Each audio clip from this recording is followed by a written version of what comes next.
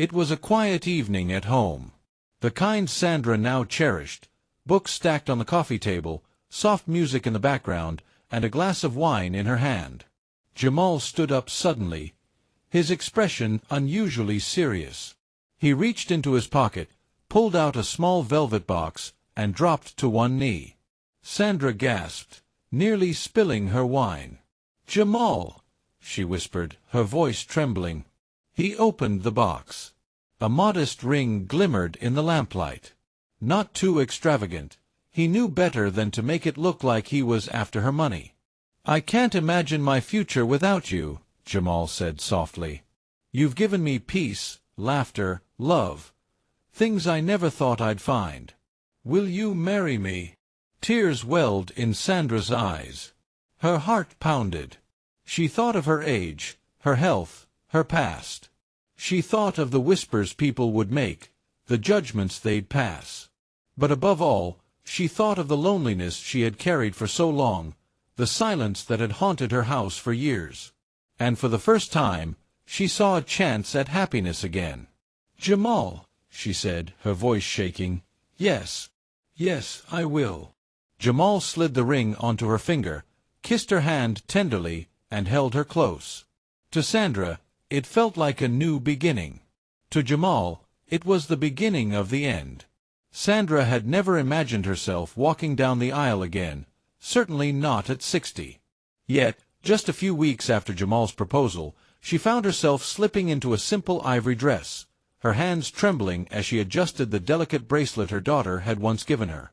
The wedding wasn't extravagant. Jamal had insisted he wanted something intimate, just for us. At first, Sandra wondered if he was embarrassed, ashamed of how people might view a younger man marrying an older woman, but he reassured her. "I don't need an audience," he told her gently. "All I need is you." It was exactly what she wanted to hear. The small chapel smelled faintly of roses and candle wax. Only a handful of Sandra's old friends attended, their faces lit with polite smiles and quiet curiosity. There were no relatives on Jamal's side. He explained it away with a vague story of tragic losses, claiming he had no close family left. Sandra believed him. After all, hadn't she too endured heartache and loneliness? When the minister pronounced them husband and wife, Jamal kissed her hand with practiced tenderness. To the onlookers, it looked like love. To Sandra, it felt like destiny. To Jamal, it was victory. Jamal wasted no time moving into Sandra's spacious home. Almost overnight, the silence that had once haunted her halls was replaced with his presence. He cooked her favorite meals, humming softly in the kitchen while she sat at the counter, smiling like a schoolgirl again. He brought her breakfast in bed, complete with flowers from the garden. He sat beside her during quiet evenings, listening intently to her thoughts, her worries, even her memories of her late nights building her company. Friends who visited noticed the glow in Sandra's face. "She looks alive again," they whispered. And Sandra told herself it was true.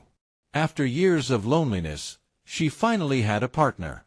But beneath Jamal's warmth lay calculation.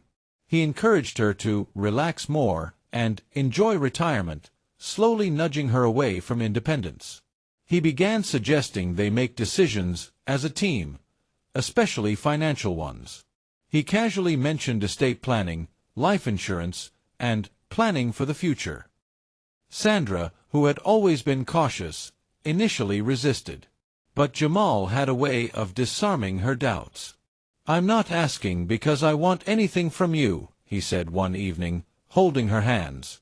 "I just want us to live like a real couple. We should share everything, joys, burdens, and responsibilities." Little by little, Sandra began changing her paperwork. Beneficiary lines shifted. Insurance policies were updated. Jamal's name began appearing where it had never belonged.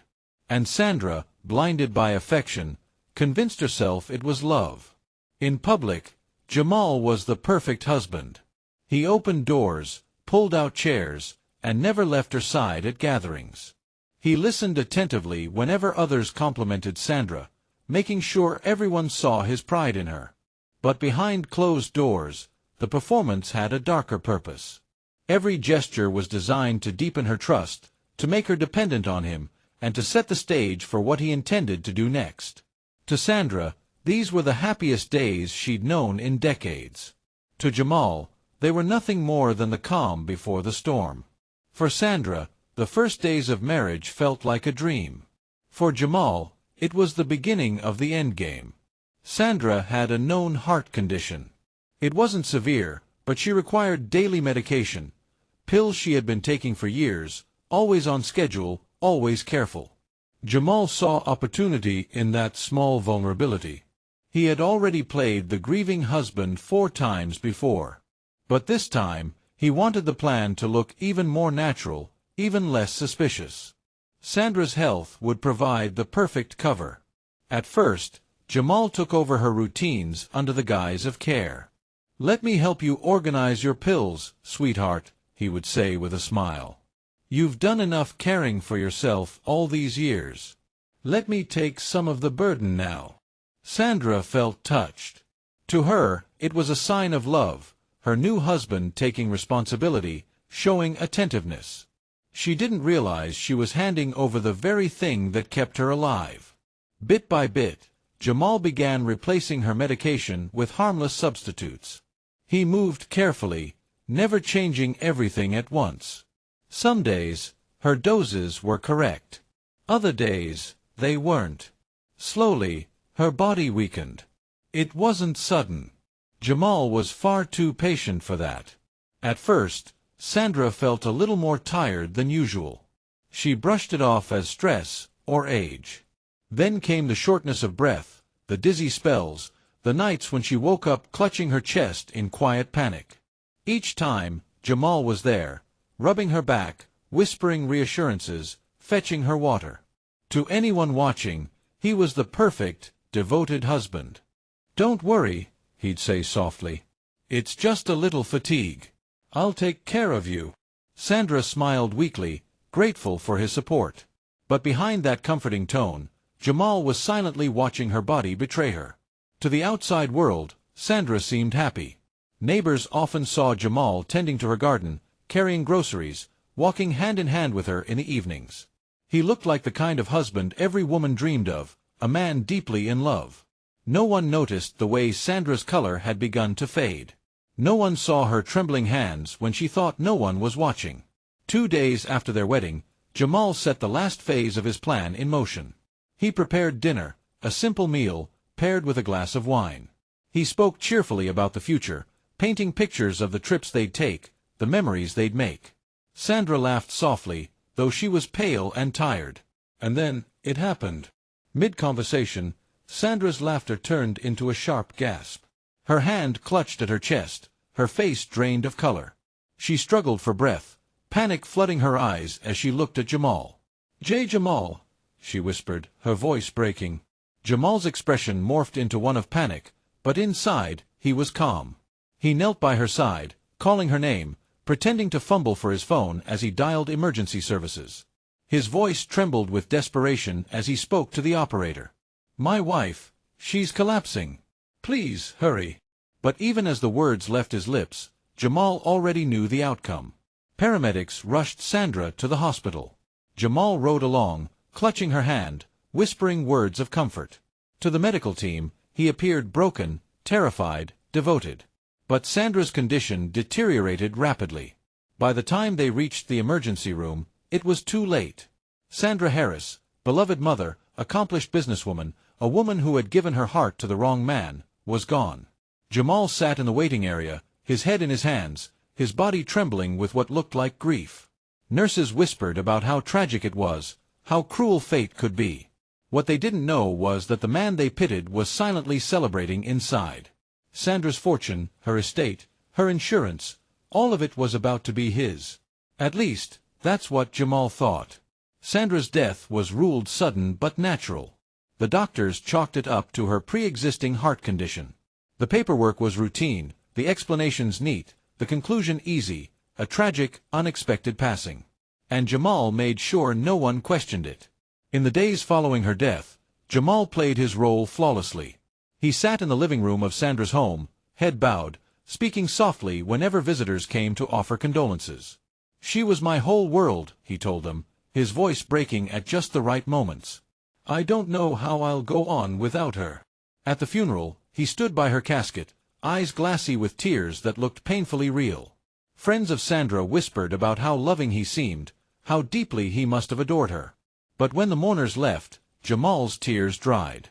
Alone in the house, he wandered through her belongings, not with grief, but with calculation. Her bank accounts, her estate documents, her life insurance policies, all were in place. Within weeks, the fortune she had spent decades building would be his. Or so he thought. Kira Harris was Sandra's only daughter. At 28, she had built her own life as a police officer, a career driven by instinct, vigilance, and a sharp eye for deception. Though her relationship with her mother had sometimes been strained, Kira loved Sandra fiercely. She respected her mother's resilience, admired her independence, and had always wished for her happiness. But when Kira met Jamal, something felt off. She had tried to quiet her instincts while her mother was alive, not wanting to interfere. After all, Sandra seemed happy again, glowing even. But now, standing in the wake of her mother's sudden death, Kira couldn't ignore the gnawing feeling in her gut. To others, Jamal looked like a broken man. But to Kira, his grief felt rehearsed. His sighs too well-timed, his tears too controlled. She remembered how he had hovered constantly around her mother, never letting her out of his sight. At first, she thought it was devotion.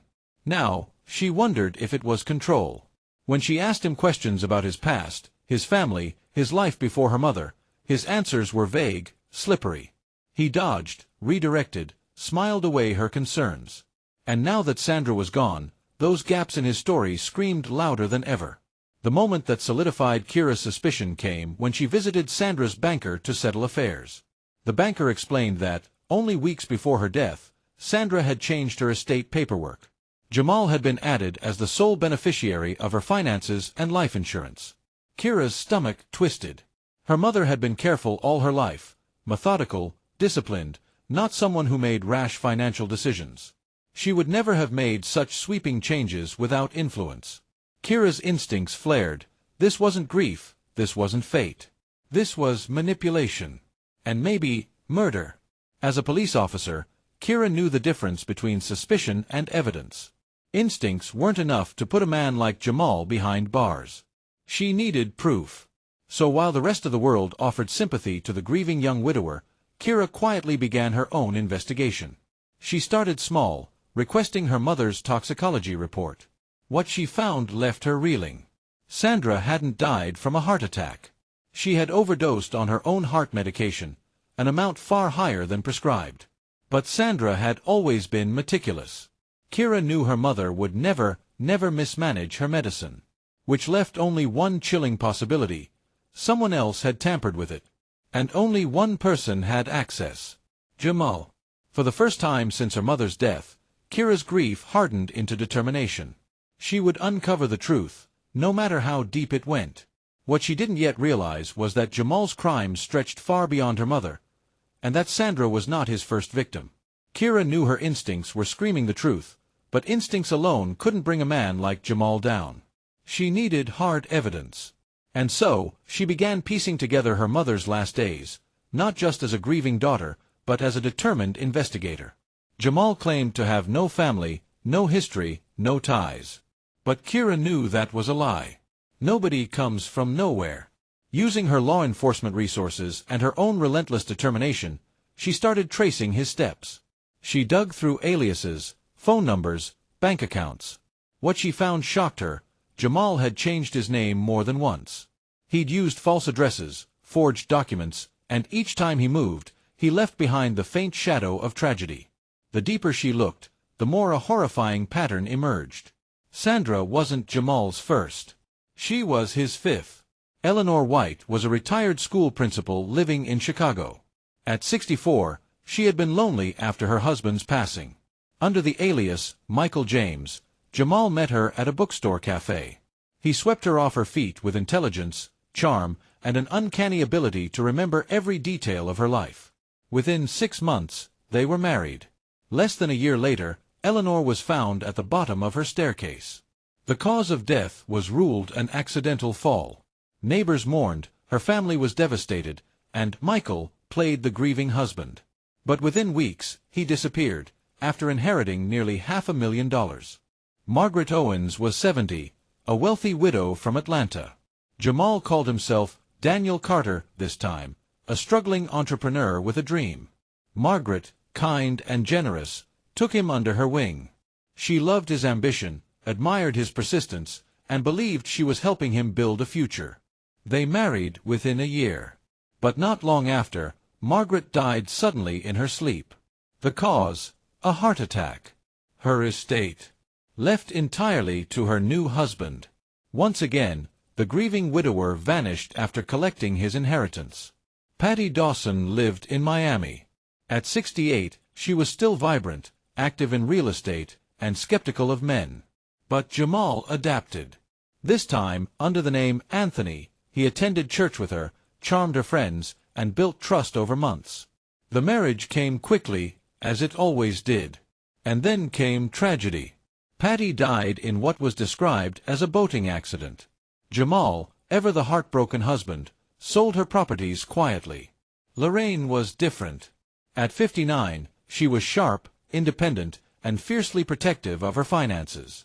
But she was also alone. Her children lived overseas, and her social circle was small. Jamal, under yet another alias, met her at a charity auction. He pretended to share her passions, mirrored her opinions, and slowly broke through her walls. They married in under a year. Weeks later, Lorraine fell gravely ill. Doctors said it was food poisoning, but the timing was too neat, too precise. Within days, she was gone. Her wealth, once again, shifted into Jamal's hands. As Kira pieced the cases together, the similarities were chilling. A whirlwind romance. A younger man full of charm and empathy. A rushed marriage. A sudden death that looked natural or accidental. And always, without fail, Jamal walking away with wealth. Each story mirrored her mother's in eerie detail. This was no coincidence. This was a predator's blueprint. Kira sat in her mother's study late one night, files spread across the desk, photographs of women who had all once smiled the way her mother had. Women who thought they'd found love, when in reality, they had been marked for destruction. She whispered into the silence.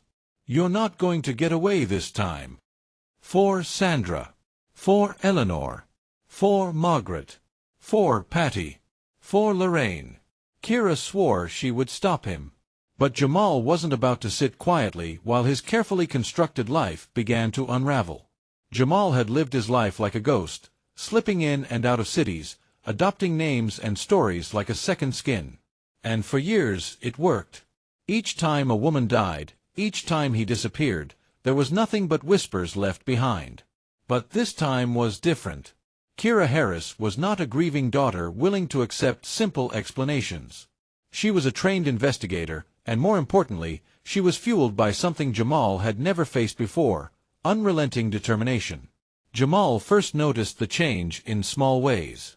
The quiet questions from neighbors, the way police cruisers lingered near the end of the street longer than usual, the subtle but undeniable tension whenever Kira's eyes locked onto his. She didn't look at him with sympathy. She looked at him with suspicion. And Jamal knew that look. He had seen it before, just before he fled other cities. His confidence began to waver. He decided it was time to vanish. Late at night, Jamal pulled out a small suitcase and began packing only the essentials: cash, forged identification documents, and clothing that wouldn't draw attention. He withdrew money in small increments from Sandra's accounts, careful not to trigger alarms. He mapped out his escape the way he always had: leave under cover of darkness, move fast, change his name, resurface in a new city with a fresh identity. To Jamal, it was simple. He'd done it before. He could do it again. But what Jamal didn't know was that Kira had already predicted his every move. She had studied his pattern, his history of disappearing just before suspicion turned into evidence. She knew he would try to run. And she wasn't going to let him. Quietly, she alerted law enforcement contacts. Surveillance was set up near his home. Unmarked cars blended into the neighborhood. Officers monitored his movements. Kira waited, her heart heavy but steady. She knew he was planning something, and she knew it was only a matter of time. The night air was cold and still when Jamal made his move. Dressed in dark clothing, suitcase in hand, he slipped out of Sandra's house and walked briskly down the quiet street. He kept his head low, confident that in a few hours he'd be on a bus headed out of town, free once again to reinvent himself. But as he reached the bus terminal, something went wrong. Blue and red lights cut through the darkness. Sirens erupted. Police vehicles closed in from multiple directions. "Stop right there," an officer shouted. Jamal froze for only a second before bolting. His suitcase hit the ground as his legs pumped furiously, weaving between parked cars, ducking into side streets. The city lit up with sirens and shouting. Officers pursued him on foot and by vehicle, their radios crackling with updates. Jamal's chest burned as he ran, but adrenaline fueled his desperation. He darted into an alley, vaulted over a trash bin, and sprinted toward a fence at the far end. For a moment, he almost believed he could escape again. But as he scrambled up the fence, a floodlight caught him in its blinding glare. Officers swarmed from both sides. "Hands in the air." Jamal hesitated, his chest heaving, sweat dripping down his face. Slowly, he raised his hands as officers surrounded him, weapons drawn. Cold steel handcuffs snapped shut around his wrists. For the first time, Jamal Preston, the man who had left a trail of broken hearts, empty bank accounts, and lifeless bodies, was trapped. From a distance, Kira watched as they led him to the police car. Their eyes met briefly, just for a second. Jamal's face was calm, almost defiant, as though daring her to follow through. But Kira's expression didn't waver. She had promised her mother justice, and she intended to keep it. Jamal might have escaped before, but not this time. The arrest was only the beginning. Jamal had spent years perfecting his lies, and now, with the weight of multiple deaths hanging over him, he was determined to use every ounce of charm he had left. He wasn't going to go down quietly. The trial that followed would become one of the most gripping spectacles the community had ever seen. In the opening days of the trial, Jamal sat at the defense table wearing a crisp suit, his posture confident, his face carefully sculpted into grief. To the jury, he spoke not as a predator, but as a husband torn apart by loss. "I loved Sandra," he said, his voice breaking at just the right moment. "She was my partner, my best friend. I would never hurt her." He claimed that her death was a tragedy of nature, a cruel strike from her weak heart. He insisted that the accusations were baseless, built on grief and suspicion. And for a moment, some jurors seemed to hesitate. Jamal was convincing. He always had been. But the prosecution came prepared. Piece by piece, they unraveled Jamal's carefully woven mask. They presented the toxicology report, showing Sandra's overdose of medication, far beyond what any careful woman like her would ever take on her own. They brought forward banking documents and legal changes Sandra had made just before her death, changes that conveniently named Jamal as her sole beneficiary. The jury began to lean forward in their seats. But that was just the beginning. One by one, women stepped forward. The daughter of Eleanor White described how her mother had been vibrant and healthy before her sudden, accidental fall. The sister of Margaret Owens recounted how Margaret trusted her young husband, only to die suddenly and leave him with her fortune. Friends of Patricia Dawson wept as they described how cautious she had been, how uncharacteristic it was for her to take sudden risks, like that fateful boating trip.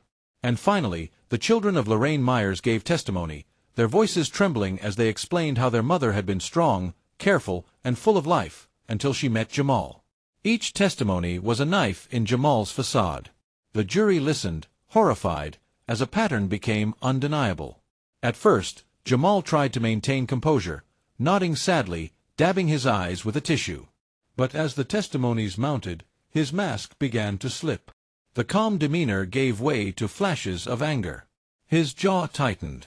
His eyes narrowed. For the first time, jurors saw glimpses of the cold man hidden beneath the charm. The prosecution drove it home. Jamal wasn't unlucky. He was deliberate. These weren't coincidences. They were a calculated pattern. In their final words, the prosecution spoke not just of Sandra, but of all the women who had fallen before her. "This man is not a husband," the prosecutor said, voice steady but sharp. "He is a predator. He enters lives under the disguise of love, drains them of dignity, of wealth, of life, and then vanishes to do it again. Ladies and gentlemen, you hold in your hands the power to stop him, once and for all." The defense tried one last plea, painting Jamal as a victim of misunderstanding, but the spell was broken. The jury had seen too much. The courtroom was silent as the jury filed back in. The foreman stood, a paper trembling in his hand. "We, the jury, find the defendant, Jamal Preston, guilty." Count after count was read aloud. Fraud. Identity theft. Murder.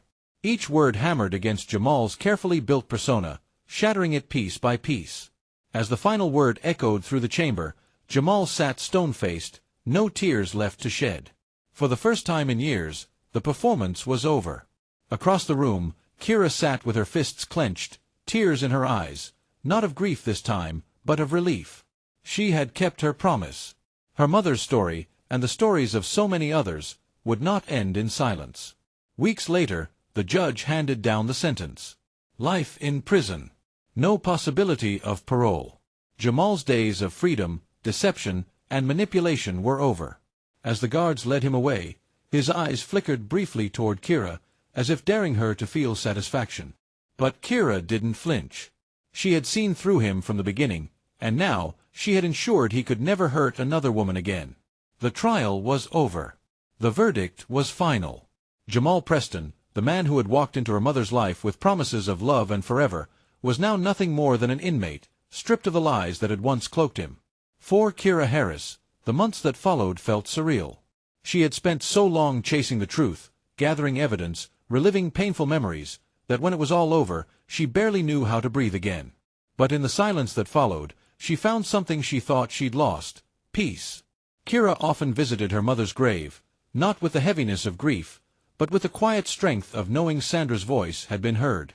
Sandra would no longer be remembered as a woman fooled by a predator. She would be remembered as a strong, self-made woman whose daughter refused to let her death be in vain. And in that, Sandra's legacy lived on. But Kira knew this wasn't just about her mother. Jamal had preyed on a vulnerability that many people carry: the deep, human longing for companionship. He had exploited kindness, generosity, and trust. And there were others like him, men and women who saw those qualities not as virtues, but as weaknesses to be taken advantage of. Sandra's story was more than a tragedy. It was a warning. How well do we really know the people closest to us? Would we recognize manipulation if it stared us in the face? And how many times have we ignored our instincts, dismissing the quiet voice inside that whispered, "Something is wrong"? Kira learned that instincts matter, that patterns matter, that love can be genuine, but it can also be a mask. Sandra's death, though devastating, became a message for others. Be cautious with your trust, protect your heart, and never ignore the signs of control and manipulation. And so, as Sandra's story comes to an end, we are left with lessons that go far beyond one family's tragedy. Jamal Preston thought he could continue his cycle forever, but he underestimated the strength of a daughter's love. And because of Kira, justice was finally served. But what about you? Would you recognize the warning signs if they appeared in your own life, or in the life of someone you love? These are questions worth holding on to. If you found Sandra's story compelling, let us know your thoughts in the comments below. Do you think she could have avoided falling into Jamal's trap? Have you ever known someone who ignored the red flags of manipulation? Don't forget to like this video, share it with someone who needs to hear this story, and subscribe for more powerful true crime narratives that reveal not just the crimes, but the lessons hidden within them.